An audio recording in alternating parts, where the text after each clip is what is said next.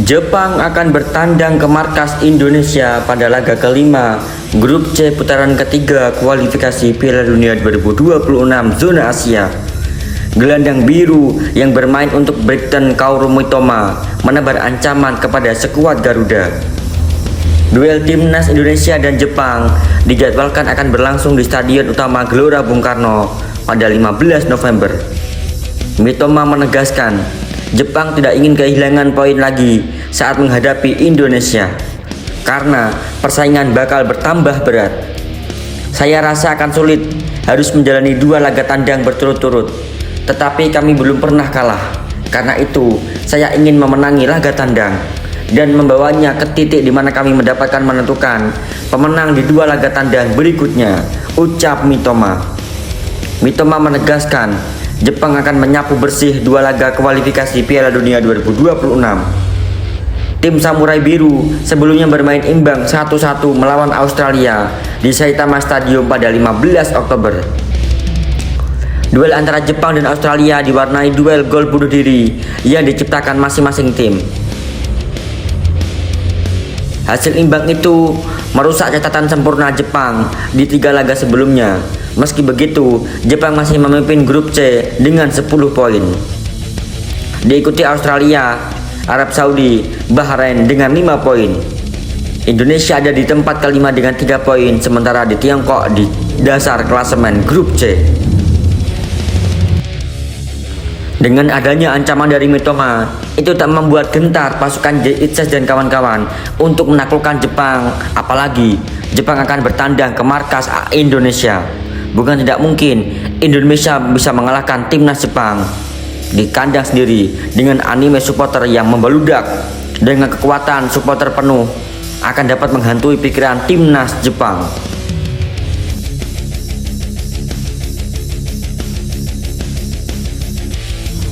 Jepang disebut melakukan trik licik demi mengalahkan timnas Indonesia di putaran ketiga kualifikasi Piala Dunia 2026. Timnas Indonesia akan menjamu Jepang pada 15 November 2024 mendatang di Stadion Gelora Bung Karno, Jakarta. Sejatinya, laga ini dijadwalkan pada 14 November, akan tetapi JFA meminta untuk mundur 1 hari. JFA mengaku bahwa ada keputusan mundur ini sudah disepakati bersama oleh PSSI dan FIFA. Usut punya usut, alasan JFA memundurkan pertandingan tersebut demi memfasilitasi permainannya untuk terbang dari Eropa. Pasalnya, skuad Samurai Biru didominasi pemain yang berkarir di Eropa. Maka dari itu, perjalanannya akan jauh, bisa menghabiskan 12 jam lebih. Diundurnya pertandingan itu membuat Takefuso Kubo dan kawan-kawan mendapatkan waktu istirahat yang lebih panjang sebelum melawan skuad Garuda. Di sisi lain, PSSI sebelumnya juga mengungkapkan telah menerima keputusan laga yang mundur ini. Kita diputuskan seperti itu, ya terima saja. Kan kita baik-baik saja. Kita kan tuan rumah paling baik di Indonesia, itu Indonesia. Kita terima saja, ucap Arya Sinulinga. Apalagi kita bermain di sini terus di Indonesia, jadi tidak masalah selama kita tetap tuan rumahnya, tidak banyak terganggu. Maka kita tidak akan ada komplain sama sekali.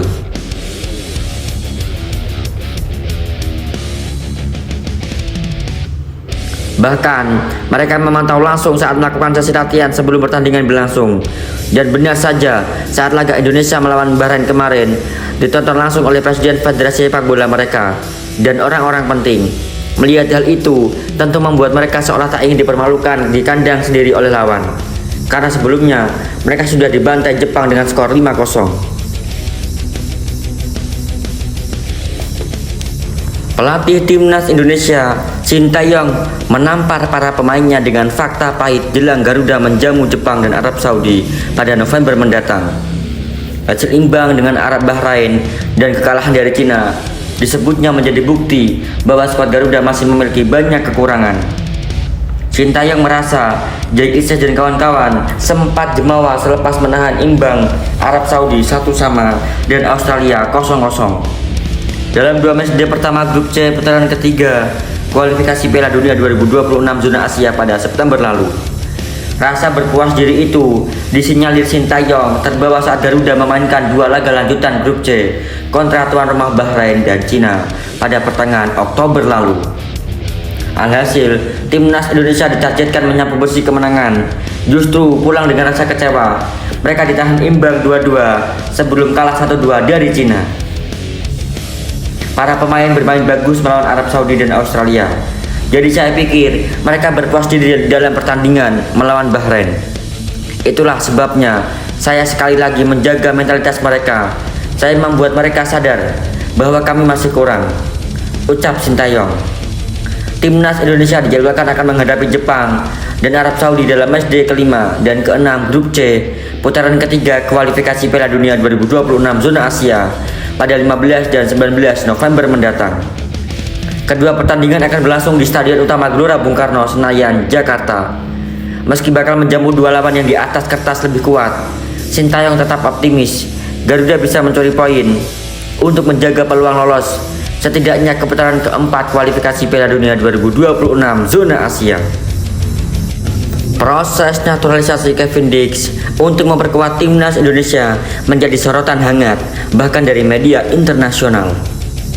Pemain keturunan Indonesia Belanda kategori grade A Inu yang berusia 28 tahun tersebut akan segera mengambil sumpah WNI pada 7 November. Kehadirannya di skuad Garuda dianggap mampu memberikan dimensi baru pada lini pertahanan timnas Indonesia, apalagi mengingat performanya yang solid di Liga Eropa. Di Indonesia, proses naturalisasi ini mendapat respon positif, terutama karena Kevin Dix telah membuktikan kemampuannya di Eropa. Pemain yang kini membela FC Copenhagen itu tampil menonjol di Superliga Denmark, tidak hanya sebagai bek yang tangguh, tetapi juga sebagai pemain yang produktif di lini depan. Catatan statistik musim ini menunjukkan bahwa Kevin Dix telah mengkoleksi mencetak 4 gol dari 13 pertandingan liga. Pencapaian ini menarik perhatian tidak hanya di dalam negeri, tetapi juga di kawasan Asia Tenggara, termasuk media Asia dari negara tetangga. Salah satu media Vietnam, The Tau 247, turut mengulas perkembangan Kevin Dix dengan nada positif. Mereka memuji kemampuannya dalam bermain sebagai bek sekaligus mencetak gol, yang menjadi nilai tambah bagi Indonesia dalam menghadapi kompetisi internasional. Dalam laporannya, media tersebut menyoroti bahwa meskipun Kevin Dix berposisi sebagai bek, ia mampu tampil tajam dengan torehan 4 gol di Liga Denmark musim ini. Menurut mereka, performa Kevin Dix sangat menjanjikan untuk menambah kualitas di lini belakang timnas Indonesia, khususnya dalam kualifikasi Piala Dunia 2026.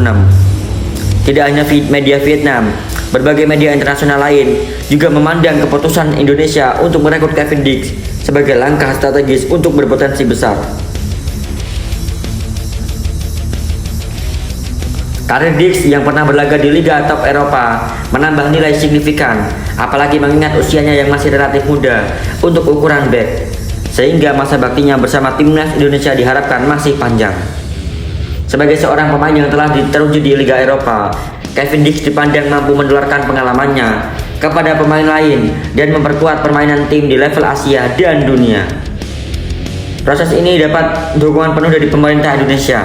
Menteri Pemuda Olahraga Dito Aryo menyampaikan rasa terima kasih kepada Komisi X DPR RI yang telah memberikan dukungan penuh bagi proses naturalisasi Kevin Dix dan 2 atlet lain.